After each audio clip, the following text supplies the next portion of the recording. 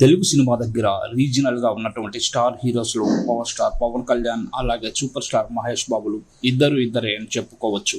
మరి ఇద్దరి కలయికలో ఎలాంటి సినిమా లేదు, కానీ ఈ ఇద్దరి విషయంలో ఎప్పుడు పలు అంశాలు మంచి ఆసక్తి రేపుతాయి.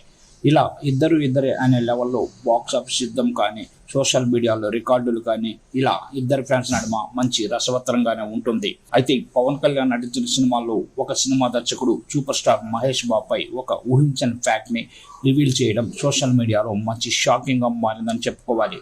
సూపర్ స్టార్ మహేష్ బాబు చిన్నతనం అంతా చెన్నైలోనే గడిపిన సంగతి తెలిసిందే. అక్కడ తన చదువు వల్ల ఎన్నో ఏళ్ల పాటు అక్కడే స్థిరపడి ఆ తర్వాత హైదరాబాద్కి షిఫ్ట్ అయ్యారు. కాగా మహేష్ బాబు చిన్నతనంలో చాలా మంది ఇప్పుడు సినీ నటులు, అంతెందుకు మన తెలుగు స్టార్స్లో సుమంత్ కూడా మహేష్ బాబుకి క్లాస్మేట్ అని చాలా మందికి తెలిసిందే. అయితే తనతో పాటుగా ఒక స్టార్ దర్శకుడు కూడా మహేష్ బాబుకి క్లాస్మేట్.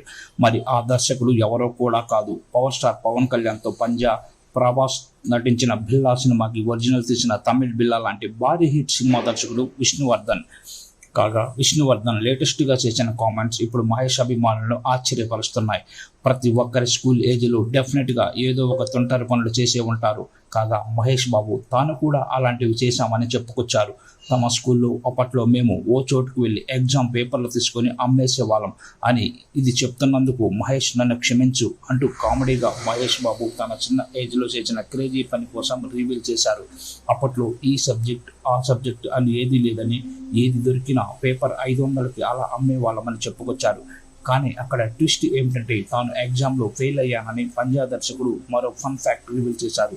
దీంతో ఇది విన్న మహేష్ ఫ్యాన్స్ తమ అభిమాన హీరోలో ఇలాంటి యాంగిల్ కూడా ఉందా అంటూ ఆశ్చర్యానికి లోనవుతున్నారు.